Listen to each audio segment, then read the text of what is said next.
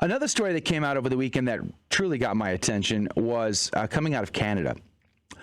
We've been talking about this now for a while, and there's a story out of Canada where the Archdiocese in Moncton, how do I say that correctly? Moncton, I'm sure I'm saying that incorrectly, but the Archdiocese there has issued some regulations because the local health minister, quote, I'm reading it right off their website, the Archdiocese website.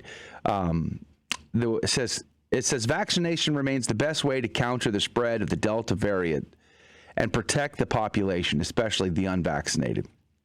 I'm reading it directly here. The government is looking for a vaccination rate of around 90%. The minister made it clear to us that she does not require masks, sanitizing, or social distancing at our gatherings. These measures remain at the discretion of individuals. The article goes on to say, I'm still quoting, instead, she wishes to have gatherings of fully vaccinated people to keep people safe and to act as incentive for the unvaccinated.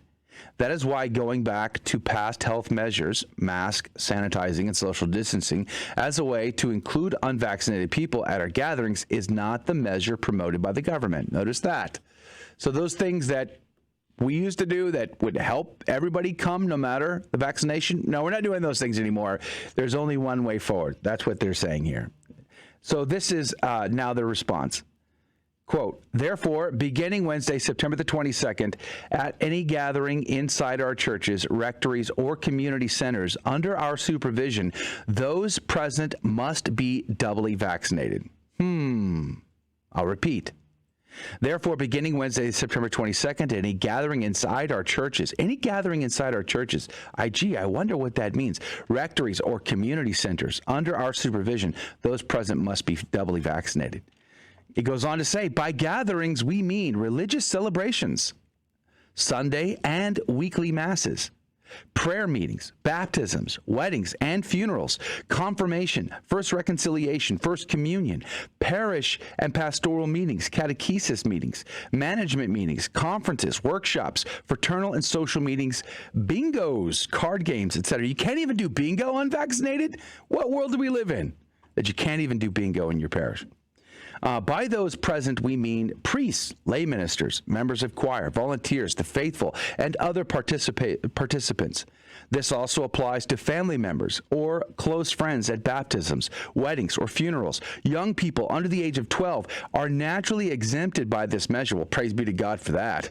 As they cannot currently be vaccinated. But when they do, don't you worry. We'll mandate that too. Wow. So essentially... So my next question is, okay, Your Excellency, is it possible that you're going to be moving masses outdoors in order to accommodate all of the lay faithful and not just some of the lay faithful? Because now we've created a class of people, a privileged class and an underprivileged class. And that class warfare never leads to good. It tends to lead to socialism and communism, but that's another argument. So here we have a case where in order to get into the building, you have to show your vaccine passport. And guess what? All the sacraments are inside the building, apparently, and not outside. Maybe I'm wrong. Maybe I'm completely wrong. And in fact, they're going to be having outdoor masses, I guess, when the weather provides, or they're going to set up a shelter, an awning or something so that they can have outdoor liturgies so that every lay folk who is disposed correctly and can come to Holy Mass will do so. But what do you think the chances of that are happening? I mean, during the lockdown in 2020, people were begging their dioceses to have outdoor sacraments, confession at a minimum, but Holy Mass, and many bishops would not allow for it. So this is a troubling situation. This is a difficult and troubling situation where vaccinations become the means by which one can receive the sacraments. Now, I have a catechism. I've actually read the John Paul II catechism from cover to cover, and I can't remember anywhere in there where it says, in order to receive the sacraments, you have to be vaccinated. I can't remember anywhere in there where people who were contagious were somehow not now able to receive the sacraments. Nowhere in there, in fact. And if maybe I can think about some stories of possibly of Jesus touching lepers. How about St. Francis, who cared for the lepers? after his coming to life. We all remember the story of St. Francis, right? Dude, stripping himself of his clothes to give everything back because he wanted nothing of the world that he came into, but rather wanted to live completely and totally and madly in love for Jesus Christ and for his church, and caring for the lepers personally with his own hands. This is a troubling time.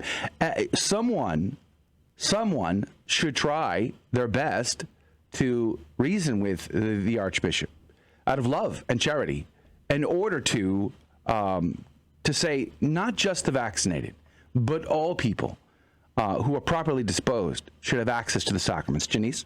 Yeah, absolutely, Joe. I agree. And if anything, Christ came for the sick. Christ came for those that are in need of him. And so I think that is obviously that's not very biblical, the way that's being approached. If that does become a mainstream ideology within the church, it's definitely a great loss and a great detraction from the biblical narrative of, Christ coming for the sick. Where do the sick people go to then? Yes. Where do they go? I mean, or just the average lay folk. I mean, Bishop Poprocki has said on a couple of occasions, reaffirming, even in his own diocese, we're going to be talking to him at 35 past the hour, just a few minutes. In his own diocese, he said, we got to do what we can, reasonable health regulations. There's nothing wrong with that. I mean, there's nothing wrong with being prudential. However, in his own diocese, he made it very clear he's not going to be pulling this stuff with vaccinations and requiring people to have them. Because if people have an informed conscience, and their conscience bothers them that they don't want to participate in this because of abortion or otherwise, then they have a right to do so. The church teaches that, reaffirms that. And so it's becoming an incredibly divisive topic, and I fear that this is going to get worse. And I see two churches, and go back to the 3rd century, 4th century, where this became the norm. Even go back earlier than that. Ignatius of Antioch, writing his 7 letters before he was eaten by lions in Rome, in the Roman Colosseum. The Docetans, they had their own churches. They had their vestments, the smells and the bells, the mitres. They had everything that the regular Catholic Church had.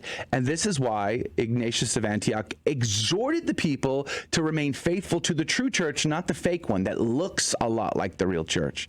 And that division goes all the way back to the earliest days, and it's still here, and I fear that this is going to get even worse as the days go on. So it's a very, very concerning situation.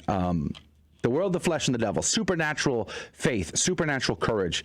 This is the time for that, and let's pray that we see more of that, in not just in the hierarchy, but how about in our own homes? That would be amazing too. Praise be to God.